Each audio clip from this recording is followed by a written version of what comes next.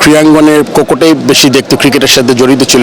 ভারপ্রাপ্ত চেয়ারম্যান এখন একদম একা হয়ে গেলেন, ওনার মা নাই, বাবা নাই, কোনো অন্যের সাথে আপোষ করেননি এবং এই জন্য দিন আপোষের নেত্রী। ক্রিকেটের তো একটা ব্যাপার ছিলই, কিন্তু ওনার মতো নেত্রী, এরকম নেত্রী বাংলাদেশে আসবে কিনা আমরা সবাই জানি। আপোষের নেত্রী কেন ওনাকে বলা হয় আপনি জানেন।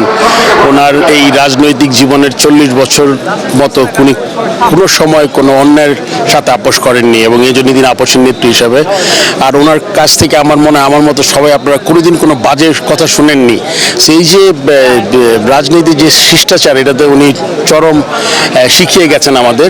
আমরা অবশ্যই দুঃখিত এবং হ্যাঁ, ঠিকই বলেছেন, আমার ভারপ্রাপ্ত চেয়ারম্যান এবং ওনার ছোট ভাই আরাফাত রহমান কোকো, আমরা দুজনেই একই স্কুল থেকে পাশ করেছি। অ্যান্ড কোকোর সাথে তো আমার প্রায় 4 বছর আমি কাজ করেছি। আমি সিলেকশন কমিটির চেয়ারম্যান ছিলেন, উনি ডেভেলপমেন্টের চেয়ারম্যান ছিলেন। সো মানে এই স্মৃতি আসলে বলার মতো না। প্লাস আমার মনে হয় যে ভারপ্রাপ্ত চেয়ারম্যান এখন একদম একা হয়ে গেলেন, ওনার মা নাই, বাবা নাই, তার আদরের প্রিয় ছোট ভাইও চলে গেছেন। সো আমার মনে হয় ওনার দিকটা আমাদের সবার চিন্তা করা দরকার যে উনি কতটা এখন নিঃসঙ্গ হবেন। হয়তো এই মুহূর্তে বুঝতে পারছেন না, but I am sure that 4-5 দিন পর থেকে ওনার এই জিনিসটা অনুভূত হবে আর কি। আমাদের আসলে আপনি জানেন যে আমরা কোনো যখন একটা ভালো ম্যাচ জিততাম, যেহেতু ওনার ছেলে ছিল আমাদের সাথে কাজ করতেন, উনি আমাদের প্রায় দেখা করতে নিয়ে যেতেন। আমাদের যেই আমি মনে করতে পারি যে উনি 2000 খুব সম্ভবত 2-3-এ আমরা যখন টেস্ট স্ট্যাটাস পেলাম, তারপরে আমরা যে ম্যাচগুলো জিতেছি, একবার দুইবার তার সাথে আমাদের সাক্ষাৎ করার হয়েছে, মানে সৌভাগ্য হয়েছে। এবং উনি অত্যন্ত, আপনি জানেন যে উনি কথা বেশি বলতেন না, বাট খুবই মিনিংফুল কথা বলতেন এবং আমাদের উৎসাহ দিয়ে গেছেন।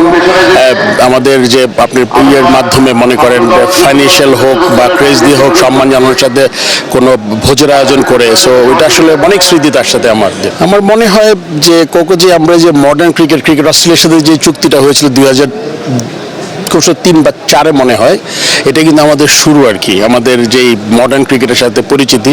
রিচার্ড ম্যাকিন্সি একটা কোচ এনেছিলেন এবং ক্রিকেট অস্ট্রেলিয়ার সাথে আমাদের জানেন যে বায়োল্যাটারাল কিছু জিনিস ছিল। আমরা যেটা মনে করেন, আমরা ওখানে আমাদের একটা ইয়াং টিম খেলতে যেত প্রত্যেক বছর। সো এগুলো সব তখন থেকেই শুরু হয়েছে। আজকে আর দীর্ঘ করবো না আমার কথা। আমার মনে হয় আমরা সবার মতো আমিও খুবই মানে কি বলবো, মর্মাহত ওনার মৃত্যুতে, এবং আমাদের আমরা একটা অভিভাবক হারিয়েছি। আই এম শিওর উনি তখন ওই ক্রীড়াঙ্গনের কোকোটাই বেশি দেখতো, ক্রিকেটের সাথে জড়িত ছিল, কিন্তু সারাক্ষণই আই এম শিওর কোকো চেয়ারম্যানের সাথে যোগাযোগ করতেন, তারেক রহমানের সাথে, এবং তার থেকে আমরা একসাথে যে আপনি জানেন যে আমরা ডিওজিসে 2-একটা ম্যাচও খেলেছি। সো তারও খুব ইন্টারেস্ট ছিল আমার মনে হয়, এবং আমি আশা করি এটা অব্যাহত থাকবে বাংলাদেশ ক্রিকেটের প্রতি তার, এবং শুধু ক্রিকেট না, সব খেলার প্রতি, এবং তার শুভকামনা করছি আগামীতে।